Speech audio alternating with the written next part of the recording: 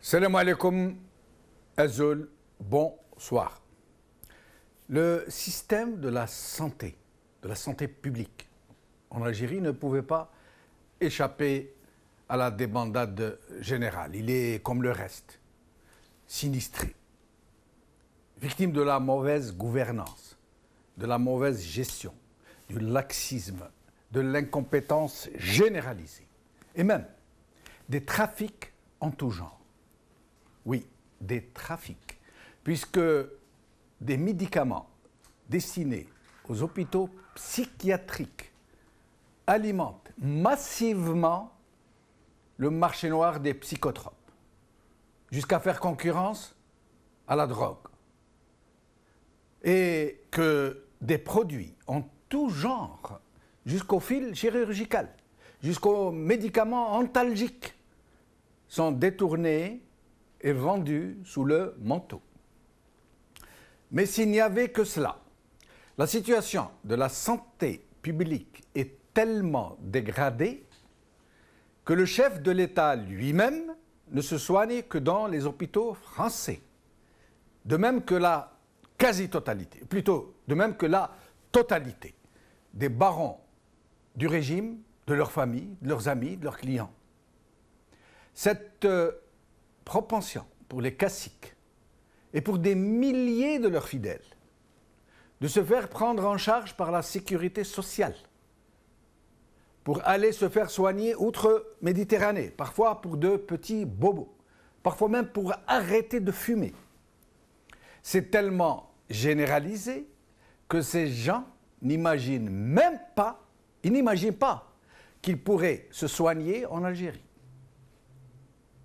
Pareil pour de très nombreux privilégiés, suffisamment riches, pour ne pas recourir à ces mouroirs que sont devenus les hôpitaux de leur pays. Dans les classes moyennes supérieures, à défaut de se rendre en France, soit parce que c'est trop cher, soit parce qu'il n'est pas facile d'obtenir un visa de dernière minute, c'est la Tunisie qui est devenue la destination de la dernière chance. Pour le reste de la population, c'est selon.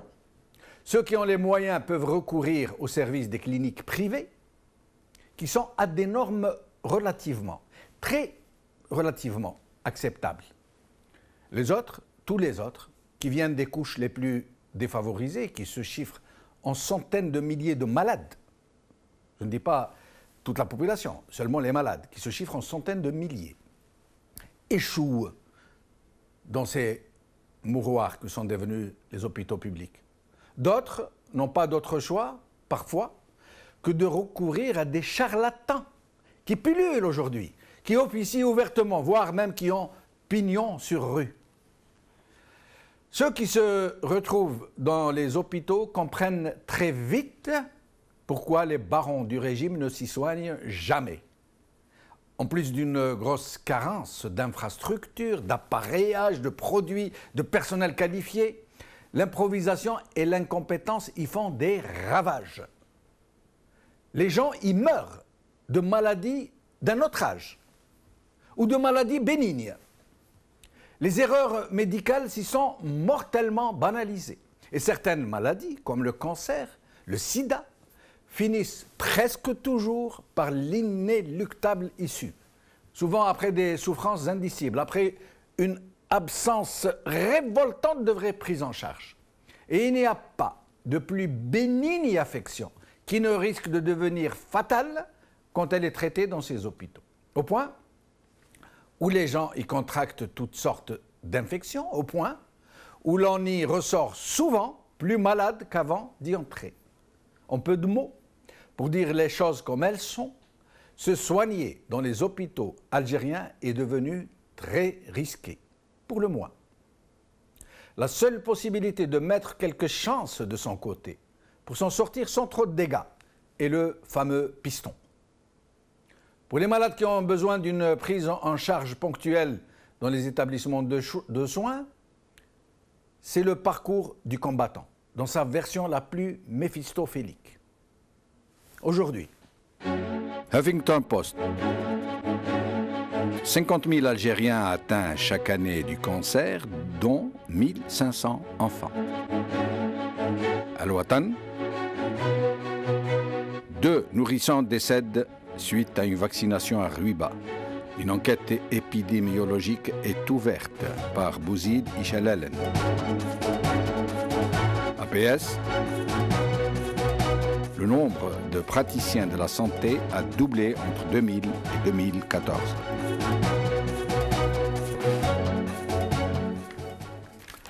Avec nous aujourd'hui pour en parler, Yahya Bonouar, journaliste Paris, Yassine Mahibahi, médecin Paris, Lakhdar Mokran, médecin Alger. Je rappelle que la liste est donnée par ordre alphabétique. Yahya Bonouar, merci d'avoir accepté notre invitation. C'est toujours avec un grand plaisir, Jamal Din. Merci. Alors, Yahya, d'abord, existe-t-il, à votre connaissance, un autre pays au monde, partout, dans le monde entier, où la nomenclatura se soigne quasi systématiquement à l'étranger? La réponse, bien entendu, est non, mais il faut chercher les causes. La nomenclatura fait partie du régime. Et ce régime, malheureusement, ne sait pas ce que c'est qu'un hôpital. Bouteflika et tous ceux qui l'applaudissent nous disent que depuis que Bouteflika, Fakhametou, dirige l'Algérie, il a construit 30, 40, 50, 80, 200 hôpitaux. Or, un hôpital, ce n'est pas un bâtiment avec des lits pour des malades et des machines qu'on importe de l'étranger. Un hôpital, c'est d'abord la qualité de ceux qui soignent, la qualité des médecins, donc leur formation, la qualité du personnel paramédical, des infirmières, des anesthésistes, etc., tout le personnel médical.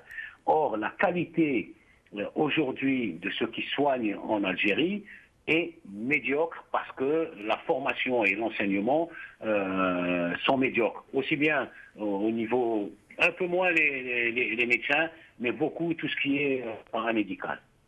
Ensuite, vous avez une société, je parle de la société algérienne, les gens, la population, totalement anesthésiés, qui ne disent rien, qui acceptent que dans un hôpital, ils soient traités comme des animaux. Il y a sur Facebook, sur YouTube, des quantités de photos et de vidéos à l'intérieur des hôpitaux où on voit quelque chose d'inimaginable, de la saleté. 4 femmes dans une chambre alors qu'elles viennent accoucher avec leur bébé, pas de médicaments, pas de personnel, quelque chose de complètement insensé, et pourtant les gens ne rouspètent même pas. Ils sont bien contents. Nous sommes en train de montrer, au moment où vous parlez, Yahya, nous sommes en train de montrer ces images dont vous parlez. Voilà. Et les gens ne rouspètent même pas. La population est anesthésiée. Presque ils vont dire merci, ben voilà, je suis rentré, j'ai dormi dans la saleté, il n'y avait pas de médicaments pour me soigner, il n'y avait pas la piqûre pour me mettre la piqûre, on ne parle pas de nourriture parce qu'il n'y a pas de nourriture, ils la ramènent avec eux, on ne parle pas des lits, des couvertures, des draps, puisqu'ils ramènent avec eux le nécessaire pour dormir dans un hôpital, et ils ne disent rien. Ils acceptent tout. Ils sont humiliés et ils acceptent tout, alors que le fonctionnement des hôpitaux est payé par les Algériens eux-mêmes. C'est-à-dire que n'importe quel citoyen algérien devrait exiger un minimum de qualité, un minimum de confort, puisqu'il l'a payé. C'est payé sur son propre argent. Ils se taisent et ils acceptent tout. Et donc, la situation dans les hôpitaux est la même que la situation dans l'enseignement, où les gens croient qu'il suffit de construire un immeuble, des chaises, des tables et des tableaux, et vous avez une université. Faux, l'université, c'est la qualité des enseignants et des universitaires, c'est la qualité de la science et le savoir qui est transmis d'une génération à l'autre. Ce n'est pas un immeuble, des chaises et un tableau. C'est pareil. Et mais Yahya, comment expliquez-vous une telle bérésina? Comment durant seulement les 3 derniers mandats de Bouteflika, hein? Parce que moi, je me rappelle, par exemple, dans les années 70, 80, même si les hôpitaux laissaient un peu à désirer, ils étaient meilleurs qu'aujourd'hui, bien meilleurs. Comment expliquez-vous qu'après avoir dépensé plus de 750 milliards de dollars, ça a été dépensé, ça a été dilapidé, on n'a même pas pu mettre ne serait-ce qu'un hôpital de qualité par wilaya, un seul hôpital à peu près de qualité, à peu près moyenne, un peu comme la Tunisie, juste comme la Tunisie. Comment expliquez-vous que cette carence... Je vais vous répondre très cruellement. Oui. Tant que les gens ne réclament pas, ils n'auront pas. Si vous comptez sur Bouteflika, son régime, ou celui d'avant, Toufir et son régime, pour vous préparer un confort de vie, vous vous trompez. Si vous ne gueulez pas, si vous ne rouspétez pas, si vous ne vous révoltez pas, pourquoi voulez-vous qu'ils vous le donnent? Ils ne sont pas là pour le bien de l'Algérie, ils sont là pour être au pouvoir, se servir sur les 750 milliards dont vous parlez, et moi je dirais plutôt vers 1000 milliards, ils ont pris tout ce qu'ils ont pu prendre. Ils s'en tapent, permettez-moi l'expression. Tant que personne ne se lèvera, tant que personne ne rouspètera, tant que personne ne dira pas je veux plus que ça, je le paye avec mon argent, pourquoi voulez-vous qu'on vous le donne? Vous avez dit dans votre question, ça se passe nulle part ailleurs. Bien entendu que ça se passe nulle part ailleurs, parce qu'ailleurs, les gens se révoltent, les gens réclament, les gens rouspètent. Eh bien, vous ne rouspétez pas. Vous ne dites rien, eh bien voilà, et continuez, ce sera encore comme ça, et ça va empirer. Tant que vous ne rouspéterez pas, vous n'obtiendrez rien du tout. Au niveau de l'humanité, tant que les gens se taisent, tant qu'un peuple se tait, eh ben, pourquoi voulez-vous que ces dirigeants, notamment les nôtres, fassent quelque chose? Ils ne feront rien, ils feront pire, ils vous volent votre argent, vous n'avez pas d'hôpital où vous soignez, vous n'avez pas d'école où envoyer vos enfants, c'est des zombies, vous n'avez pas d'université pour avoir de la science et du savoir, et jamais ils ne le feront si vous ne le réclamez pas et si vous ne vous révoltez pas. Donc voilà la situation dans laquelle... Je mets une grande partie sur la population parce que je n'arrive même plus à critiquer ce pouvoir, tellement c'est clair, net, précis. On vous écrase, tant que vous ne direz rien, on va vous écraser. Eh bien, ils vont continuer à écraser, à voler, à piller, tant que la société ne dira rien. Et pour l'instant, hélas, mon cher ami, elle ne dit rien. Restez avec nous, Yahya. J'accueille à présent Yassine Mahi Bahi, que je remercie d'être avec nous. Merci à vous, Jamel, et merci à notre ami Yahya Benoît. Merci. Et alors, docteur Amoukran, que je connais bien aussi. Merci en tout cas à tout le monde de m'inviter à cette émission. Merci. Yassine Mahi Bahi, vous êtes vous-même médecin, vous avez exercé en Algérie, maintenant vous exercez en France. Dites-nous un peu comment, avant d'arriver dans le vif du sujet, dites-nous un peu comment c'est fait. Vous êtes passé d'un monde vers un autre.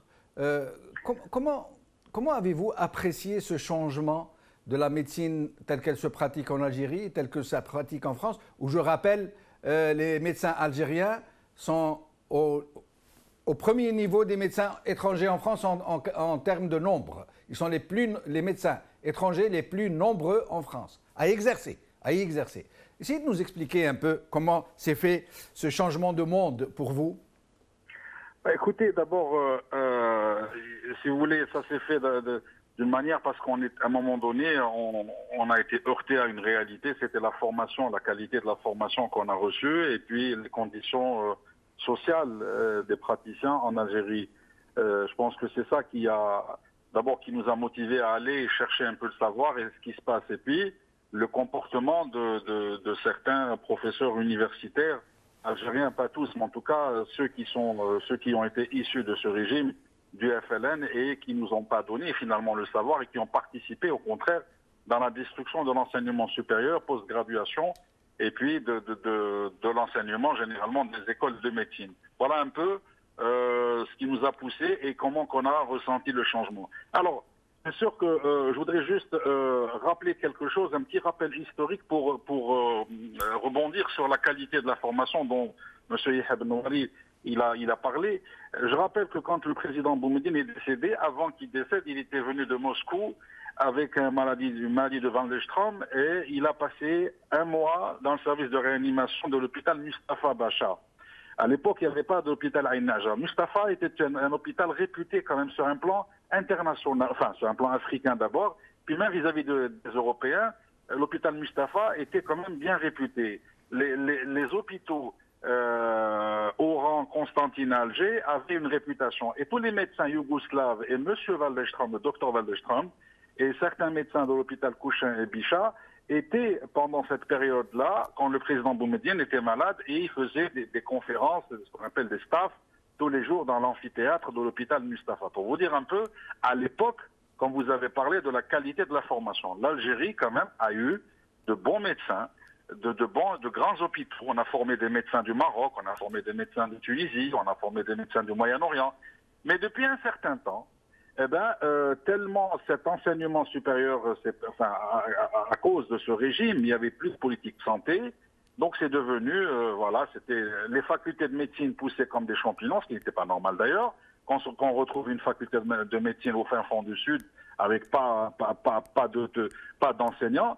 Et puis, le volet de l'industrie pharmaceutique, là on peut en discuter jusqu'à ce que vous voulez, ce volet de l'industrie pharmaceutique avec les barons de l'importation des médicaments, les généraux, certains généraux qui ont mis leurs mains sur l'importation des médicaments, la signature des accords avec des laboratoires jordaniens avec des médicaments sans principe actif, d'où aujourd'hui les patients ils se plaignent. Ils disent, mais comment se fait-il, nous avons des médicaments qui, voilà, la molécule n'a aucune valeur. Je rappelle, Yassine Mahibey, que l'importation, le monopole de l'importation des médicaments, du moins d'une grande partie des médicaments, surtout les plus chers, était entre les mains des généraux algériens, de leur parentèle, de leurs enfants. Je rappelle le cas de Smaïl Ammar et du DRS, dont la fille était l'une des plus grosses importatrices de médicaments en Algérie. Elle avait des associés étrangers. Elle avait même une fille associée qui était la fille d'un très grand responsable sécuritaire français. Absolument, absolument. Donc pour vous dire un peu, il y a ce volet de la formation des praticiens, l'industrie pharmaceutique, la corruption au sein des hôpitaux et les gestionnaires qui sont eux-mêmes finalement, parce que quand on dit mais quelle est la qualité de nos hôpitaux, mais vous avez une gestion catastrophique. Et puis vous avez un régime, vous avez devant vous un ministre de la Santé qui ne connaît absolument rien du tout de ce secteur et qui nous fait du populisme. J'ajoute un autre élément, c'est tellement vaste ce débat, très intéressant. Quand vous avez un chef de l'État, quand je disais que le président Boumediene, tout le monde savait, les médecins algériens, les médecins français, les médecins suédois savaient et discutaient de son cas. Est-ce que vous savez qu'aujourd'hui, le dossier médical du chef de l'État est entre les mains des médecins français? Aucun médecin algérien n'a le dossier médical du chef d'État. Pour vous dire un petit peu comment que les hauts responsables de ce pays se comportent avec nos hôpitaux, avec la médecine algérienne, eh bien, qui paye tout ça? Eh bien, c'est le peuple. Et là, je rejoins absolument Mais comment, Yassine Mahibey, j'aimerais que vous m'expliquiez un phénomène. Moi, je n'ai aucun atome crochu avec Boumediene. Je crois même qu'il est le principal acteur de ce qui arrive maintenant. Ça veut dire, ce qui arrive maintenant, c'est une bombe à retardement qui a éclaté, mais qui avait été installée de 100 ans. Mais il n'en demeure pas moins. Moi, je me rappelle, donc je suis un témoin d'une certaine époque, que du temps de Boumediene, les hôpitaux étaient à peu près normaux. On y pratiquait de bons soins. Ils étaient propres, on ne voyait pas de rats, on ne voyait pas de chats, on ne voyait pas de cafards, on ne voyait pas 2 personnes par lit, ou encore pire, 3, 4 femmes par lit. On ne pratiquait pas les césariennes de façon systématique pour liquider les parturientes. Comment expliquez-vous que ce soit dégradé aussi vite et à cette profondeur, à ce niveau de dégradation? Qu'est-ce qui a fait? Parce qu'avant, je pense, au temps de Boumediene, indépendamment de ce qu'on peut juger ou non de la personnalité, mais il y avait une politique de santé, il y avait un sérieux, il y avait une certaine rigueur. On tenait à ce que la santé soit le fleuron un petit peu voilà, de notre pays qui venait d'avoir son indépendance.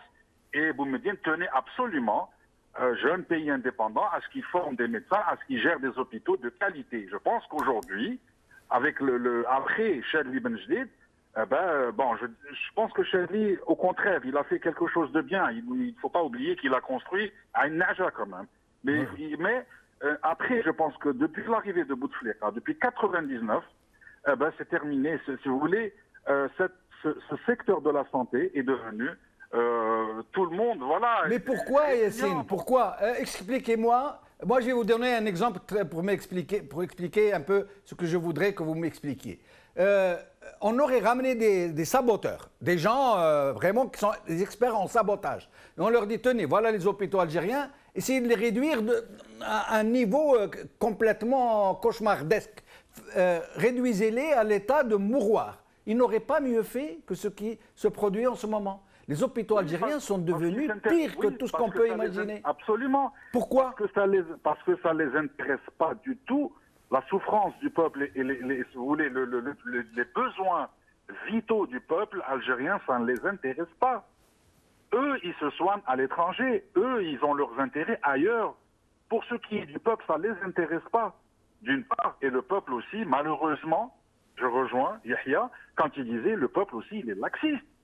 Parce que le peuple aussi... Alors le peuple, qu'est-ce qu'il fait dans tout ça? Vous avez maintenant les cliniques privées qui sont en train de pousser. Comme vous l'avez bien dit, vous l'avez bien cité, Jamal, dans votre introduction, ce phénomène de la Tunisie, en vérité, ce n'est qu'un tourisme médical.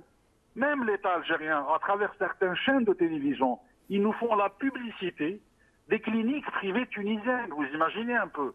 Donc c'est un régime qui est en train de faire tout pour détruire la santé.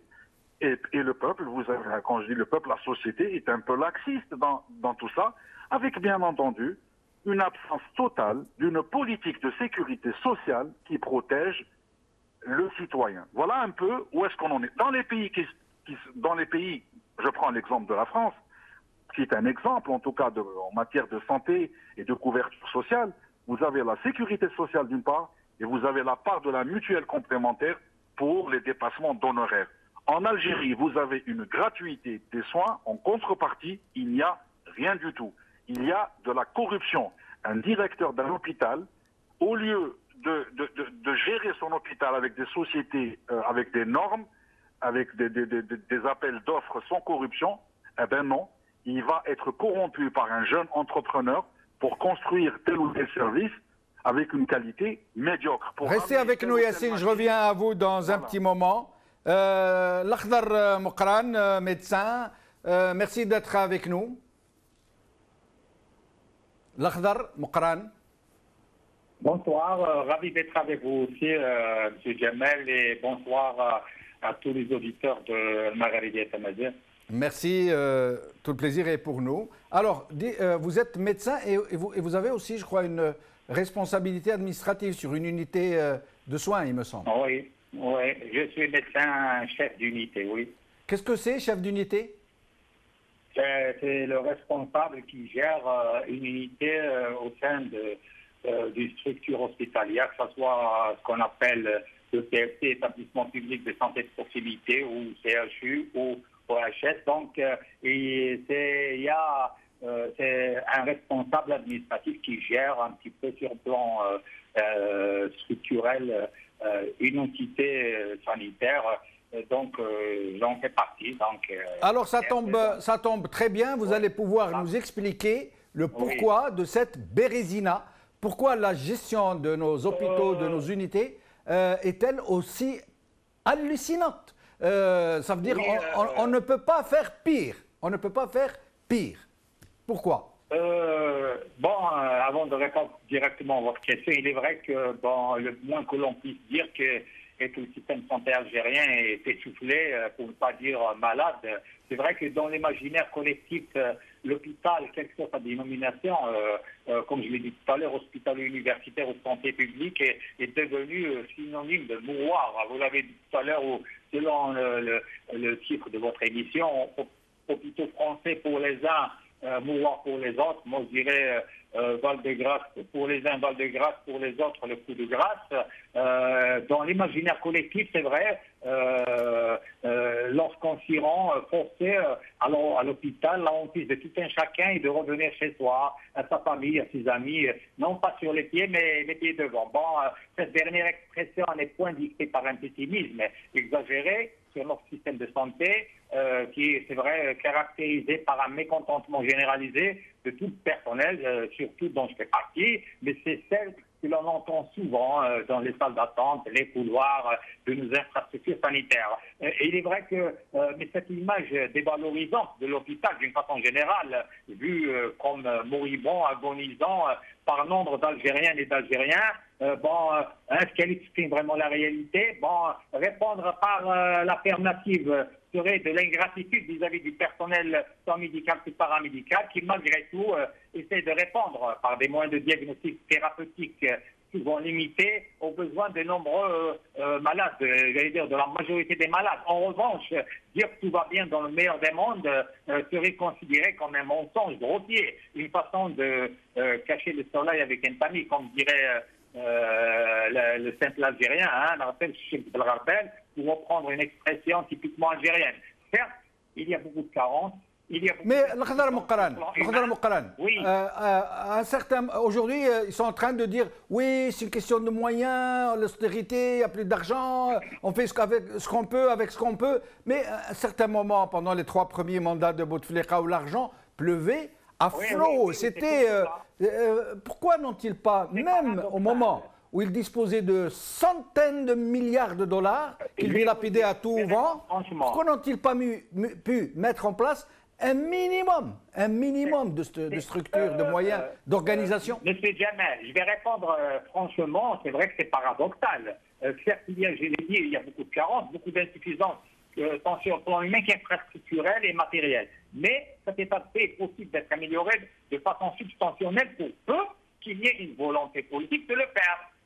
Mes amis, Dr Mahib Baïk, je salue à l'occasion, et Yahya Bounoir ont évoqué la question. Donc, il devient nécessaire de revoir de fond en comble le fonctionnement de ce système, de répertorier ses failles et, in fine, en définitive, de proposer une autre manière de gestion beaucoup plus efficace sur le plan médical et beaucoup plus rationnelle sur le plan économique. S'il est vrai que la santé n'a pas de prix, il ne faut pas oublier non plus qu'elle n'a pas de coût. Donc, j'allais dire, la politique algérienne en matière de santé, réellement, ne répond pas à la définition universelle de l'OMS. Je le rappelle à vos auditeurs que, selon l'OMS, et cette définition qui a été émise en 1946 n'a jamais été modifiée jusqu'à l'heure actuelle. Elle fait consensus, et c'est quel soit le système de santé auquel on a affaire. Elle est à la fois simple et logique. La santé est un état complet de bien-être physique, mental et social et ne consiste pas seulement en l'absence de maladie ou d'infirmité. Donc chez nous, aussi paradoxal que ça puisse paraître, il est vrai que de nombreux professionnels parmi nous se sont penchés sur cette question-là avec enthousiasme, beaucoup d'engagement, mais aussi avec beaucoup de déception sur des problèmes qui ne sont jamais résolus et qui sont toujours présents et aggravés dans la conjoncture dramatique de ces dernières années, surtout depuis l'intronisation de Bouteflika à la tête de l'État. L'Akhdar Mouqaran, oui. Avant que je vous pose des questions précises sur des cas concrets, très douloureux pour les malades algériens, j'aimerais d'abord que vous me disiez votre opinion de médecin sur ces responsables, tous ces responsables, tous, sans aucune exception, qui se soignent à l'étranger au moment où les gens dont ils ont la charge, à la tête desquels ils se sont imposés par la force souvent, ou par le trafic, ou par la fraude électorale, sont en train de crever littéralement dans des mouroirs. Qu'est-ce que vous pensez de ces gens qui vont se soigner à l'étranger? Je n'ai aucun mot à dire, c'est que c'est une provocation, pour ne pas dire une sorte de guerre contre le peuple, pour leur dire tout simplement que votre santé ne nous intéresse pas, mourrez on s'en fout, entre guillemets. Et nous, on a les moyens de se soigner à l'étranger. Nous n'avons pas confiance en notre système de santé, comme si ce système de santé était beaucoup plus fait pour tuer au lieu de soigner, la population de manière générale. On sait que, vous savez, c'est malheureux de le dire et de le redire encore une fois que malgré toutes les compétences qui existent, malgré la bonne volonté des professionnels de la santé, il est vrai également qu'il y a une certaine déculturation de la population algérienne qui ne s'intéresse pas à une sorte de fatalisme, qui accepte le fait accompli, qui accepte la situation et qui, j'allais dire, ne fait pas assez d'efforts pour revendiquer, pour pousser les responsables politiques, particulièrement dans un domaine aussi sensible que la santé, pour les pousser à agir, pour les pousser j'allais dire presque à respecter, parce que, il faut le dire, généralement, que nous-mêmes, en tant que spécialistes, en réfléchissant à l'organisation de santé, mais généralement, les conclusions auxquelles on y arrive ne tiennent pas compte d'un principe incontournable. Ce principe est le suivant. Aucune politique, aucun système de santé n'est viable si le droit à la santé pour tous et le respect, j'insiste là-dessus, le respect de la dignité humaine n'est pas son sacerdoce qui leitmotiv. Donc, j'allais dire, moi-même, en étant, j'allais dire, praticien depuis plus de 20 ans et exerçant en Algérie parmi les miens, il serait préférable que le débat ne s'enlise pas dans un passé empathique,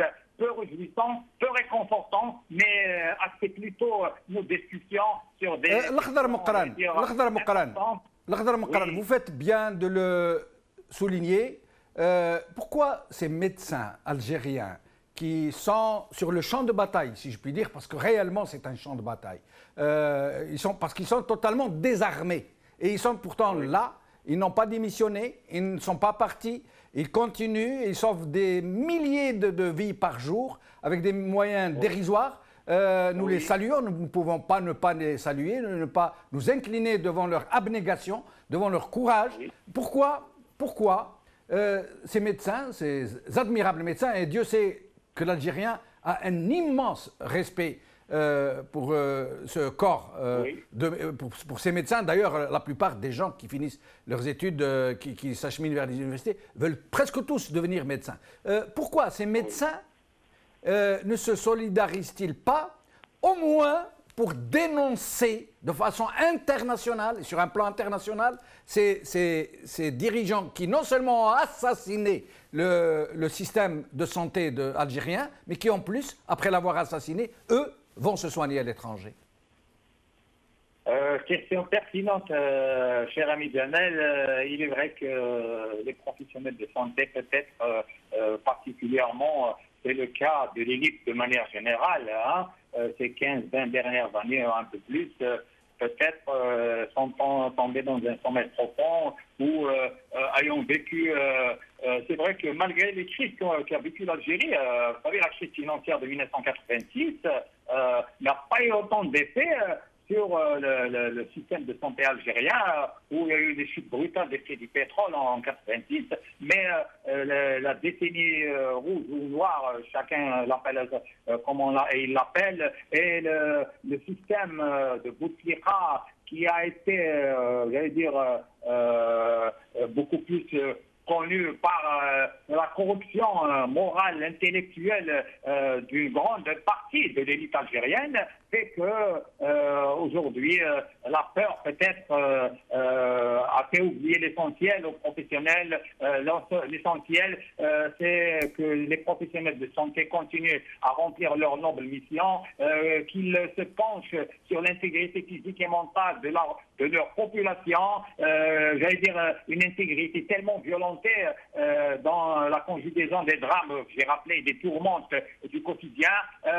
Aujourd'hui, les professionnels de la santé se doivent de maintenir, j'allais dire, un certain degré de mobilisation, une certaine autonomie, malgré ce qui peut en coûter dans cet environnement difficile qui est marqué, j'allais dire, c'est vrai que par des conditions politiques, sociales, économiques et autres difficiles, mais je pense que c'est un appel que je fais à mes confrères, à tous les professionnels de santé, c'est pas seulement les médecins, ils se doivent de garder la tête froide, mais le cœur chaud pour se pencher avec la même sollicitude sur tous les patients, sur toutes les blessures, sur toutes les souffrances, d'où qu'elles viennent. Donc, je le dis, je le rappelle encore une fois, les professionnels de la santé se doivent aussi de faire une place à la construction de l'éthique médicale dans notre pays, de faire en sorte que le pouvoir médical, puisque c'est la question que vous me posez, le pouvoir médical ne soit pas un simple pouvoir technique,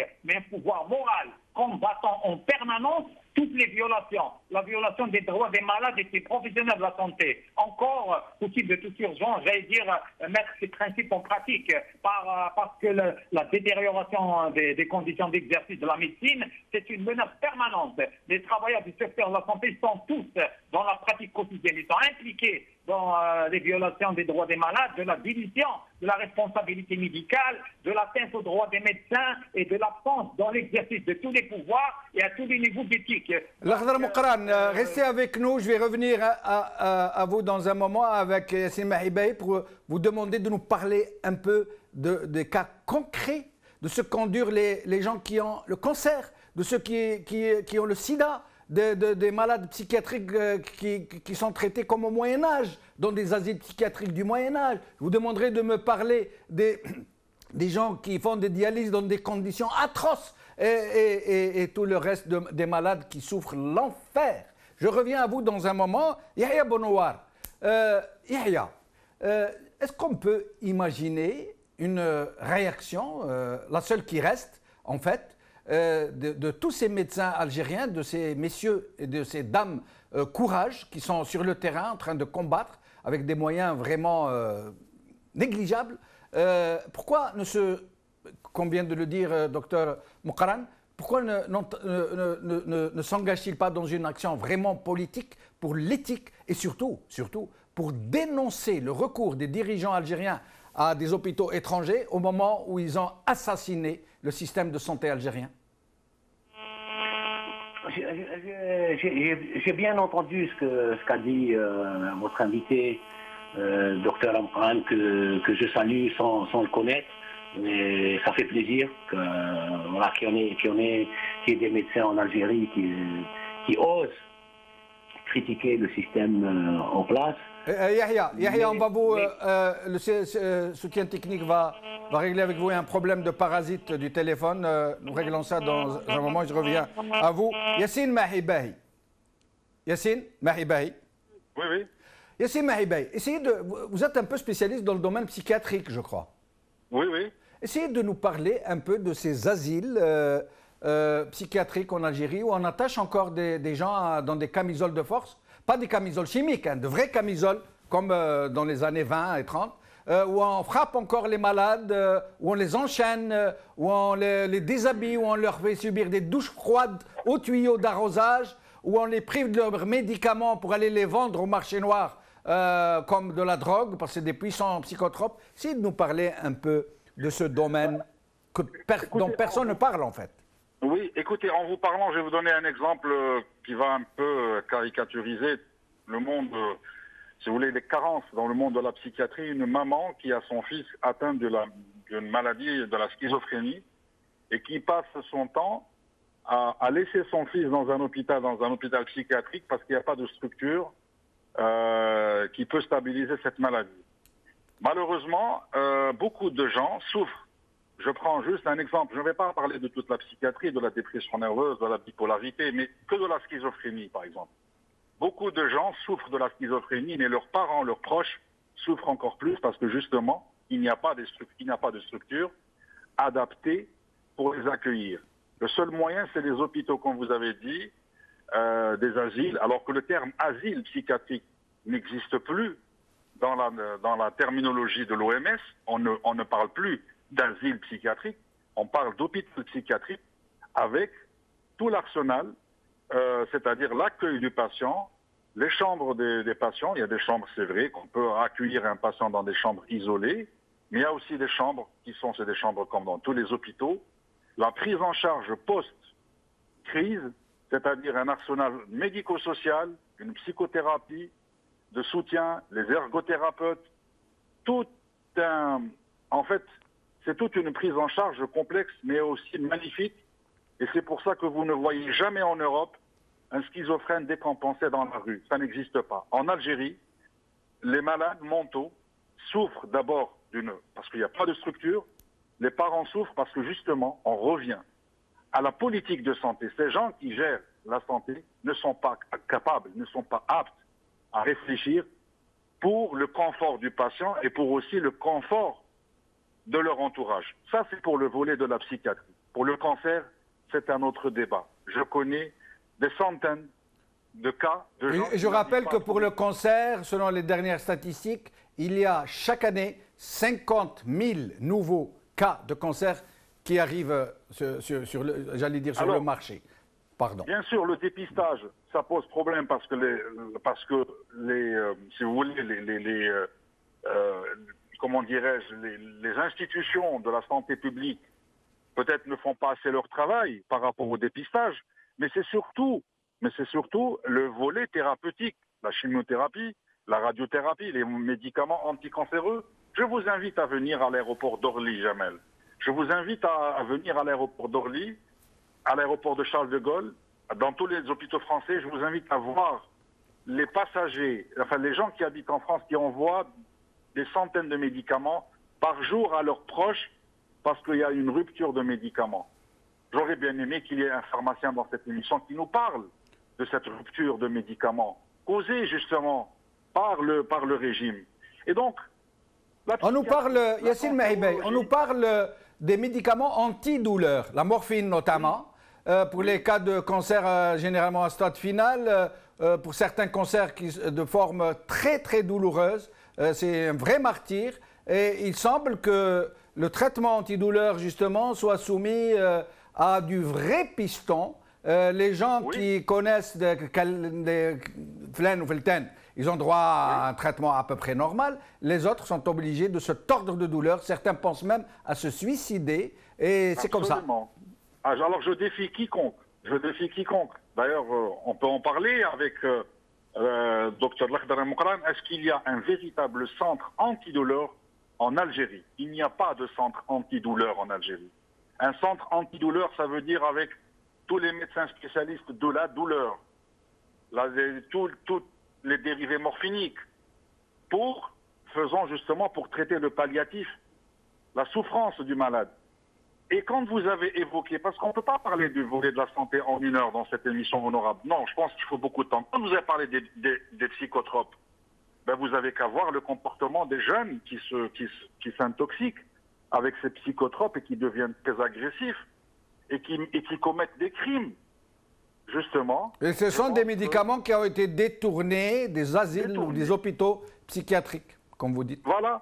Et alors, justement, vous savez, c'est tout un business qui se fait au détriment du patient. C'est tout un business qui se fait au détriment du malade. Et bien entendu, avec le laxisme des autorités, j'allais dire. Je suis désolé, je ne peux pas accepter... Un mot Yassine Mahi, au sujet des gens qui font de l'hémodialyse, dont on nous dit qu'ils éprouvent de grandes souffrances pour se faire soigner, pour faire pour suivre leur... comment on appelle ça, leur dialyse hebdomadaire ou bi-hebdomadaire Alors, les cliniques privées de dialyse sont conventionnées avec la sécurité sociale. Heureusement, d'ailleurs, c'est les premières cliniques à qui ils ont pu avoir des conventions avec la sécurité sociale pour les séances de dialyse. Mais ça reste très insuffisant par rapport au nombre des insuffisants rénaux.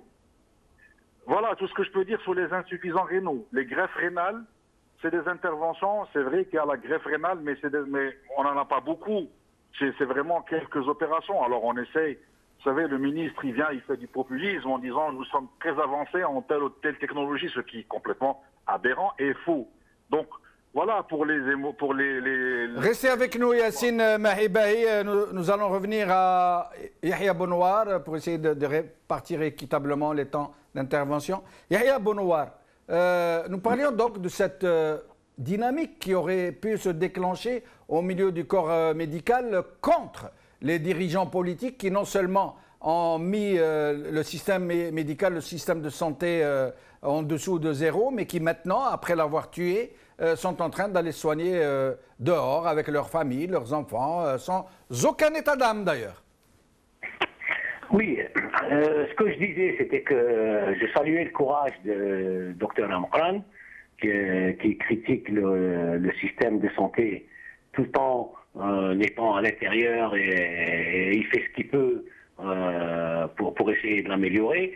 Il y a probablement d'autres médecins qui font ce qu'ils peuvent pour essayer d'améliorer le système.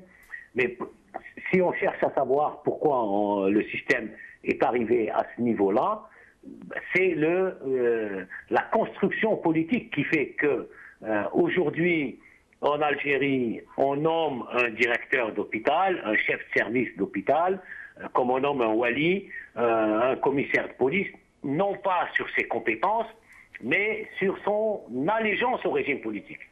Et aujourd'hui, on a des directeurs d'hôpitaux, des ministres, des sous-ministres, tout ce que vous voulez, qui ne sont pas à leur place parce qu'ils ont les compétences pour leur place, mais seulement parce qu'ils ont fait allégeance, hier au général Toufek et aujourd'hui à Saïd Bouteflika. Et donc vous avez les pires incompétents, les pires corrompus, tout ce que vous voulez, qui ont des postes de responsabilité avec des sensibilités, comme la médecine, où il y a la vie des êtres humains, mais comme l'enseignement, comme l'école, comme la police, tout ce que vous voulez, comme la justice, mais qui sont à des postes, non pas pour leurs compétences, mais parce qu'ils ont fait allégeance. Hier à Toufek, aujourd'hui à Bouteflika.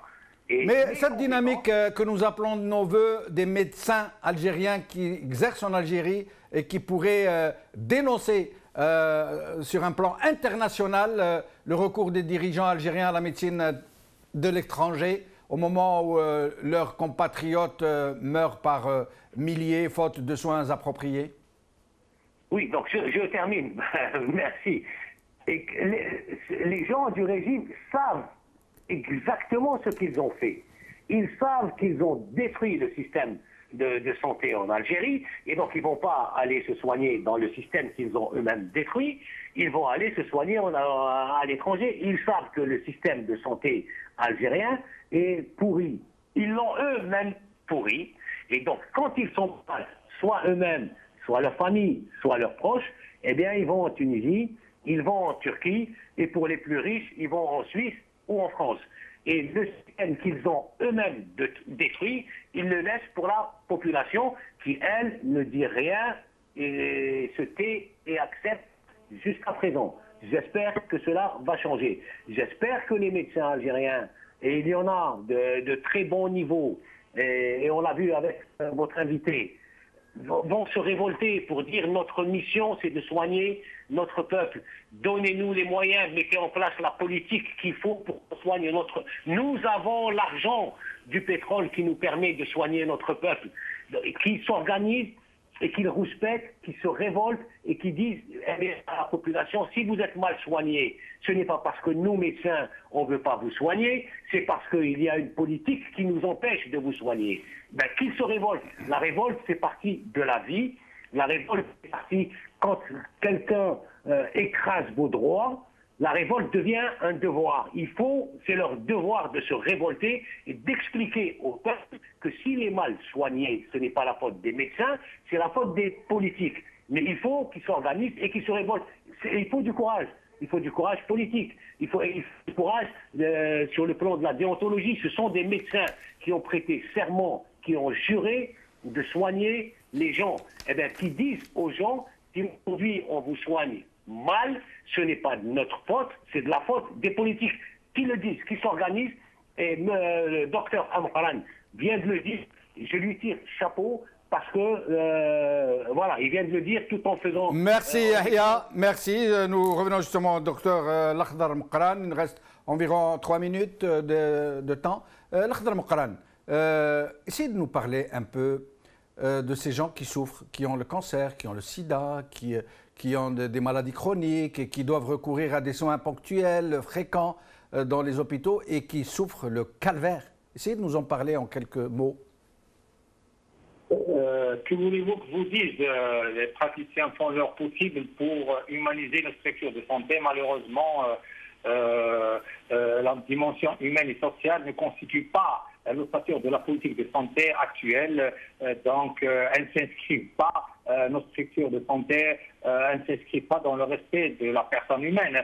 Donc, ce que tout a été évoqué par Dr Mahi Bahi, par M. Yahya Bounouar, et la triste réalité, vous savez, que dire de plus que une politique de santé qui n'est pas là pour, j'allais dire, améliorer l'état de santé de l'individu, pour le prémunir contre toutes les pathologies, contre tous les maux. Une politique de santé qui, au lieu de calmer la douleur, on rajoute ne peut être qu'une politique de santé, j'allais dire, inhumaine. Moi, je rappelle que le respect de la personne humaine est une chose, j'allais dire, importante et primordiale. Il faudrait que les malades soient respectés dans leur dignité partout et à tous les niveaux, que les structures sanitaires s'humanisent, j'allais dire que l'impératif d'assistance à toute personne en détresse, comme celle que vous avez évoquée, soit assuré par la mise en place d'un système d'urgence efficace, que le droit à la vie soit défendu, en particulier en matière de législation sur les greffes d'organes, par exemple, que la moralisation de la profession médicale rétablisse la confiance entre le soignant et le soigné, que la noblesse de la mission des personnels de la santé soit rétablie, que leur statut soit revu en conséquence, que les aspects législatifs de la médecine soient réactualisés et respectés, que l'enfer carcéral qui a été évoqué par Dr Mahi Bahi, l'enfer carcéral psychiatrique soit combattu, en particulier par